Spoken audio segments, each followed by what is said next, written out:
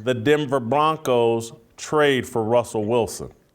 Uh, Russell Wilson is leaving Seattle and headed to the Denver Broncos.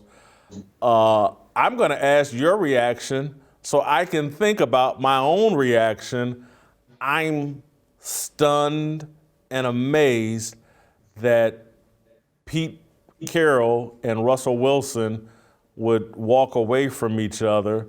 Your reaction? I didn't think it would happen. I thought it was a lot of noise and really nothing because I felt like who was going to play quarterback for Seattle? Pete's 70 years old. Pete had a meeting with Jody Allen, the owner of the team, took over for her brother, Paul Allen. And I didn't suspect that they would be able to make a move because now look, they gave away 2 first-round picks for Jamal Adams, which was a ridiculous trade to begin with. But that being said, their assets were very low. And I think maybe the ownership group, along with Pete, felt like the only chip they had to play to get assets back was Russell. Now, I don't know who's going to play quarterback for him.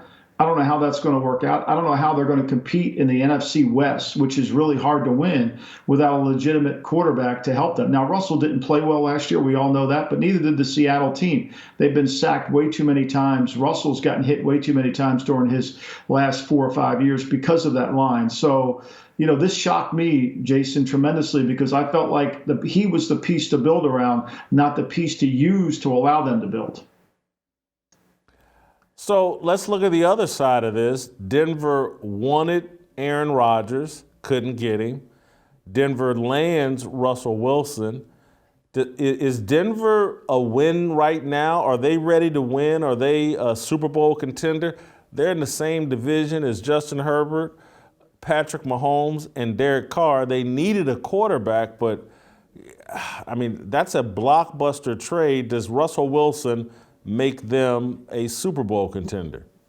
Well, you have to believe they did this. When you make trades out of desperation, which I think Denver did, they were desperate to get a quarterback. They know there's not one in this draft. And there wasn't one in free agency that they could really believe could turn their franchise around without knowing the details. And it sounds like they gave a lot up. It sounds like this is a bigger trade than when Green Bay traded to the Los Angeles Rams for John Hadle in 1974, which was the Lawrence Welk trade, a 1, a 2, and a 3. This sounds a deeper trade than that. And I think ultimately what they gave up is going to come out to see where they are. And they put their chips in the middle of the table clearly with a 33-year-old quarterback who didn't play well last year, who's been hit too much, but has had a history of playing great.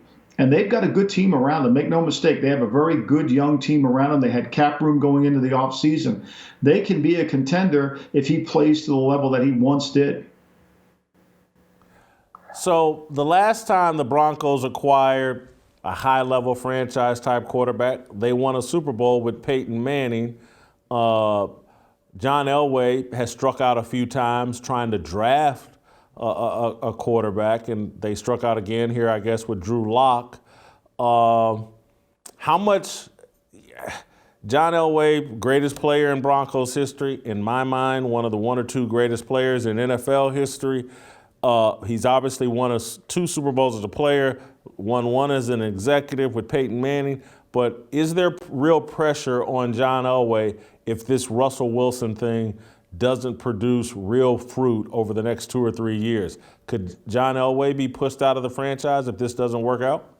Well, he's kind of removed himself from the battlefield. He's now back at the base barracks, kind of overseeing everything, not as intimately involved. George Paton has had the authority to do the hiring. He hired Nathaniel Hackett. George Paton made this trade.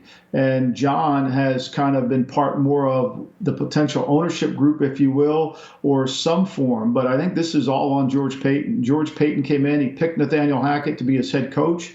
And then he went out and gave away these assets to get Russell Wilson. So I think John's in the perfect seat in the house. He's going to be part of the franchise. He's still involved with the franchise. But I don't think the blood, if this thing falls apart, is going to be on his hands.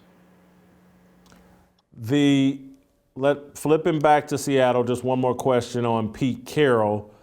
He's 70 years old or somewhere around there. He looks 50. Maybe he wants to coach until he's 80. I can't remember how long Marv Levy coached. And maybe he has that much time left, and that's why they're willing to rebuild around Pete Carroll rather than rebuild around Russell Wilson. But what do you think happens to Pete Carroll over the next 2 to 3 years? Well, I think we learned, if one thing we know about the National Football League, that without a great quarterback, it's hard to win games. Mike Tomlin's been able to do it 2 years in a row now, knowing that Big Ben, and say what you will about Big Ben, the last 2 years, Ben haven't been very good. Give Mike Tomlin credit. I mean, he's a half a game behind the Bengals in the standings this year with a quarterback that couldn't throw the ball or couldn't play. So we know great coaches have had an ability to overcome some deficiencies at quarterback. Can they win a Super Bowl without it? Probably not. You know, Belichick went 7-9 with Cam Newton 2 years ago. Last year makes the playoffs with Mac Jones, an improvement at quarterback. I think it's going to be a challenge for Pete. It's going to be a real challenge. And it's going to be a challenge for Shane Waldron, the offensive coordinator, and their offense to get going because, you know, the players are used to playing with a good quarterback. What happens to DK Metcalf? He's going to want the football. Taylor Lockett, those guys are used to having somebody under center that can really deliver the goods. I think it's going to be a challenge for the next 2 years, and hopefully ownership is behind Pete as he rebuilds his team.